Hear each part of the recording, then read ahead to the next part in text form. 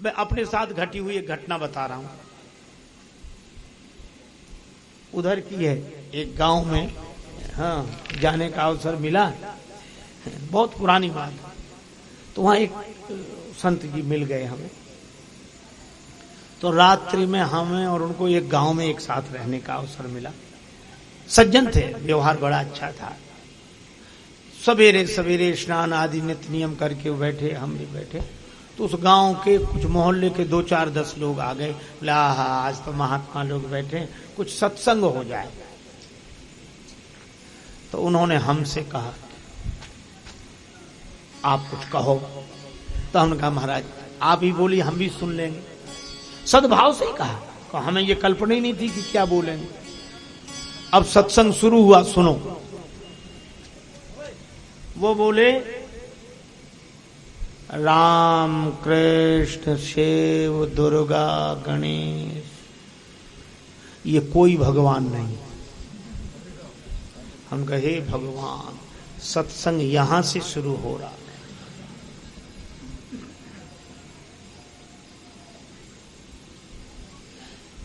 अब वो लोग बोले अरे कैसी बात करते हो, हम तो इन्हीं को भगवान मानते और हमारे पुरखे मानते चले आए, हमारे इतिहास में वर्णन है। क्या बोले 100-200 लोग अगर गलत को सही मानने लगे तो क्या वो सही हो जाएगा? गलती तो पीढ़ियों से भी हो सकती है। वो बोले कि नहीं भाई, भगवान तो हैं ये, ईश्वर तो हैं ये। तो अब वो बोले अच्छा ये बताओ ईश्वर एक है क्या? नहीं। भगवान एक है या कई? तो अब ये तो हर कोई कह देगा कि ईश्वर तो एक है, एक है। अब उन्होंने कहा आंख बंद करो। तो लोगों ने आंख बंद कर ली। बोले देखो घोड़ा, ध्यान में देखो। बोले हाँ दिख रहा है।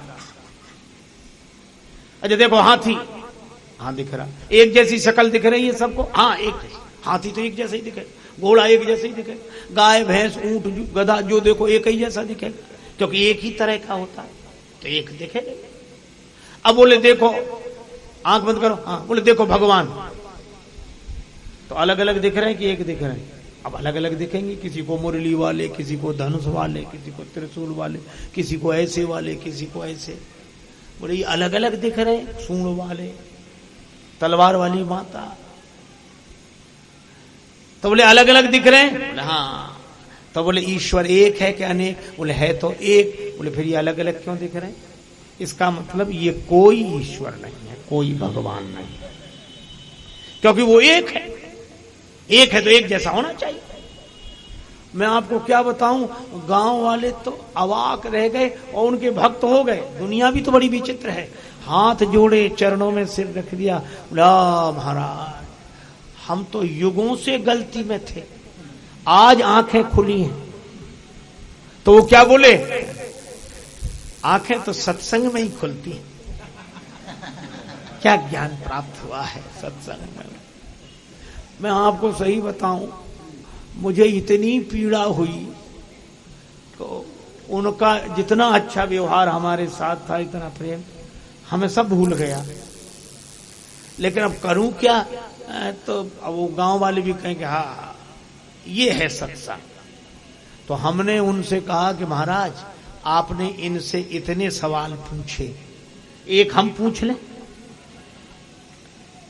बोले पूछो। तो हमने उन गांव वालों से कहा करो आंख बंद। बोले हाँ। हमने कहा महाराज की शैली में ही हम बात करेंगे। बोले हाँ बोलो। हमने कहा देखो घोड़ा एक जैसा दिख रहा। बोले एक शक्ल दिख रही। देखो हाथी। बोले हाँ एक जैसा दिख रहा।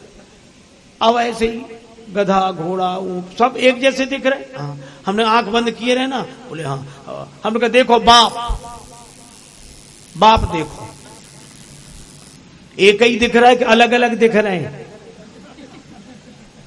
बोले बाप अब अलग अलग दिखेंगे? बोले अलग अलग दिख रहे हैं। हम अलग अलग दिख रहे हैं। जो बताओ बाप एक होता है कि कई होते हैं? बोले बाप तो एक ही होता, हम फिर अलग अलग क्यों दिख रहे हैं?